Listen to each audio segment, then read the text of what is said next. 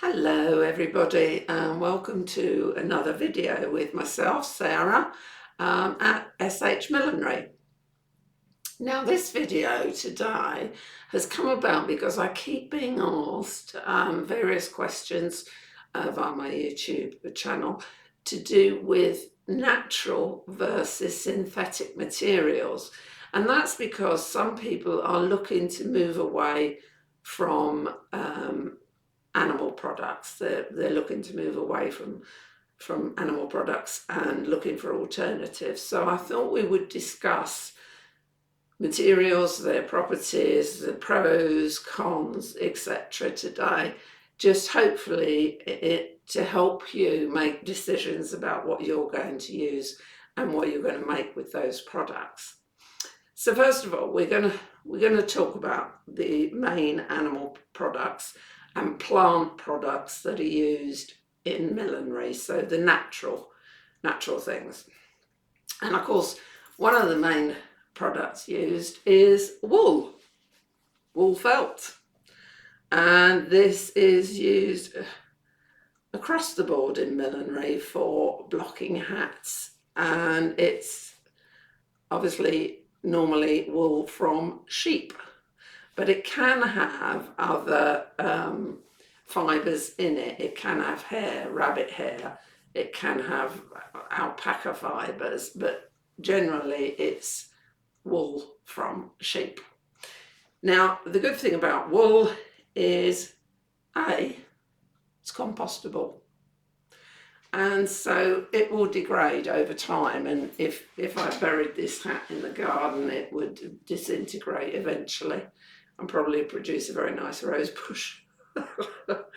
And I'm going to talk in more depth really. Just in this little video here, I'm going to show you synthetic felt and wool felt.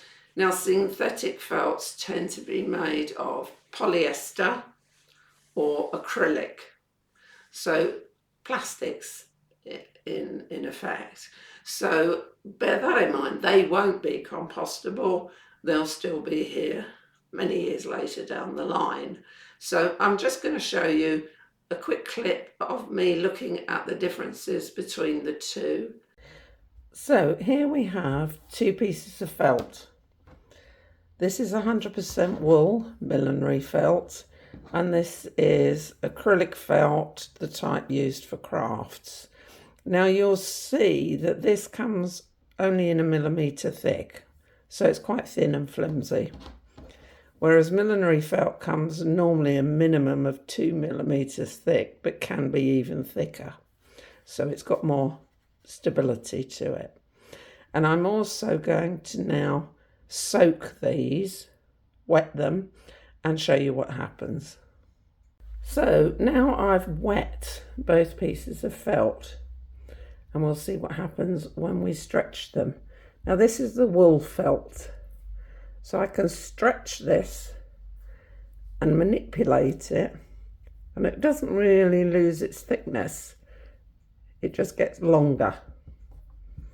If I stretch the acrylic felt, similarly it will stretch, but it won't mould. It won't mould into a shape. It tends to just deform, like so. Whereas this can be moulded into a round shape if I want it. Whereas this won't really. Now, the thing about acrylic felt as well is that you can't heat it, you can't run an iron over it very much because it will melt it. So it will melt the fibres. Whereas the wool is much more stable when you're heating it and ironing it. Obviously, you would put a cloth over it so that you don't mark it, but it will withstand the heat, whereas the acrylic won't. So acrylic is not very good for hats. It's too flimsy, it's too thin, and it won't keep a nice shape. It'll just deform, whereas the wool felt will. Now the other thing to bear in mind is this is compostable, this is not. That was just a quick little video to show you me messing about with the different types of felt. Now you can get synthetic felts that also have a percentage of wool in them, normally about 40% wool and the rest is polyester or acrylic.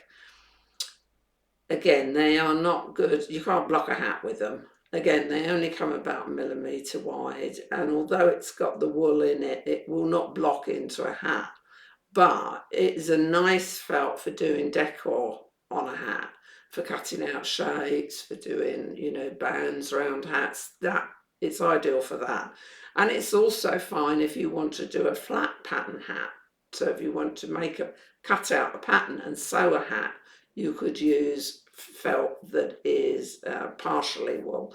But again, remember it will be very thin, so it'll be very floppy and flimsy. And it's very hard to stiffen synthetic felt. It tends to not absorb the stiffener and it just doesn't come out well. And again, you can't add the heat. Now you know if it's synthetic because all synthetics melt when you put a lighter or a flame to them. So you can always tell what your felt is. If you set fire to wool felt, it will smell like burning hair. But if you put a flame to polyester and acrylic felts, they'll just melt and be nasty.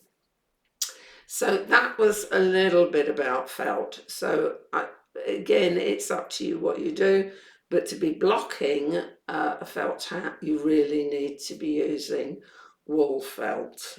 So that's the first part of the video. In the second part, I'm just going to talk about straw versus polyester straws and braids. So again, I'm just going to show a little bit of a video I did earlier and then I'll go on to discuss it a little bit more. I've got two straws here.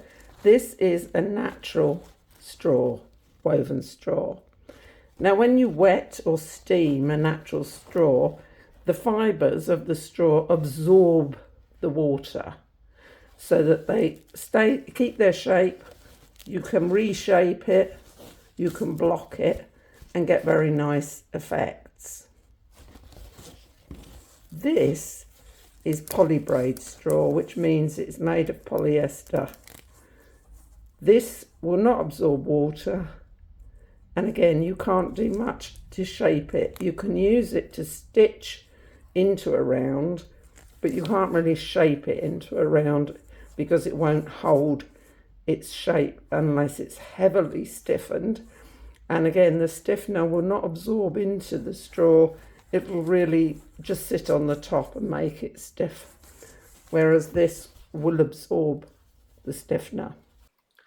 That was just to give you a visual really of a parasisal straw versus a polythene, a polybraid straw.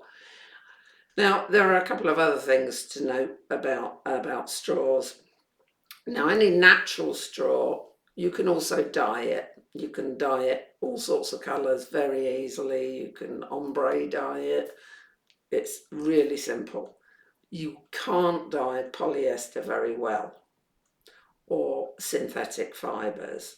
There's only one dye I know of, and that is made by RIT. And it's RIT dye more for synthetic fibres. But I'll tell you now, you've got to boil the synthetic fibre, literally simmer it on the stove top for quite a long time. And also you will not get exact colours. So this is tropical teal, but it came out more blue than it did teal. So you can't dye those synthetic fibres as easily and with good results. So that's another thing to bear in mind. And that goes across the board for all synthetic fibres. If you want to use synthetic felt, again, you would have to use a dye like that, and you wouldn't get very exact colour matches. You might get somewhere in the region of a blue or whatever. So there are lots of different types of straws, but any of the natural straws, again, will absorb the water, which means it makes them flexible and they can stretch over things. When you're using polybraid straws, they haven't got that flexibility, and if you try and stretch them, in the end they will actually just snap. So that's talking a little bit about straw. So what I'm going to do now is show you a little bit of a video again that I recorded earlier, talking about Buckram, natural versus synthetic. The other thing I often am asked about is millinery Buckram. Now, millinery Buckram is a woven cotton fabric. It's a widely woven, thick cotton fabric that is then stiffened with starch. It's had starch impregnated into it. It becomes very stiff. It's very stiff when you buy it, but you can shape it and mould it, and it will keep its shape. Other stiffeners are made of non-woven fibres. So again, these are acrylics, polyesters, that type of thing. And to get them into a flat fabric, they've been sort of felted together. They've been needle felted into a flat piece of fabric. But again, this doesn't have any real manoeuvrability with it, and it won't keep its shape. Right, that just showed you the difference between woven and non-woven, and I called them stiffeners, but I meant to say Buckrams. Also applies to interfacing. You can buy interfacing that's woven, cotton, or you can buy interfacing that is like that I've just shown you, as the same as Buckram. Very heavyweight synthetic Buckram is the one you normally buy for pelmets, tie backs, things like that need heavy duty Buckram in them. But they are not woven, and most of those are not woven, and they will not mould. You can't mould them into a shape. You can cut them and sew them together into a shape. For example, for say a pill box, you cut the top, you cut the sides, sew them together, but you can't mould it over a hat block and achieve a shape like you can with Buckram. Now the thing with Buckram is you normally would apply fabric to the top of that. So you can apply fabric to it, or leather. Now that's another natural product, leather. Leather, again, because it's natural, it will stretch. When it's damp, when it's steamed, it will stretch. And you can also dye it. And again, it's compostable. So all the synthetics, none of them are compostable at the moment, but all the natural products are. Now with synthetic leathers, so pleather, PVC, whatever you want to call it, they do not normally have any real stretch in them, because normally on the back of them there is like a woven backing, polyester backing, and then the PVC is normally sort of sprayed onto the top. You can cut them and make hats, flat pattern hats out of them, but again, it won't mould. It won't really mould onto hat blocks unless you put a lot of effort into it, mainly because of this fact that you can't stretch over a round shape. When you're trying to stretch a square over a round shape, it's got to be something that will become flexible, which leather will do, as will wool, as will straw. So I hope this has been a little bit of help to you, just when you're thinking about products for your hats and when you're trying to look at alternatives. I mean, do please let me know if you found any synthetic alternatives that you think are great. The only ones I can really think of that work well are thermoplastics, which heat and you can mould those. but again, that is moulding a very stiff base. So yeah, just a little bit of fun, a little bit of info. I hope to speak to you again soon, and have a great day. Thanks very much. Bye.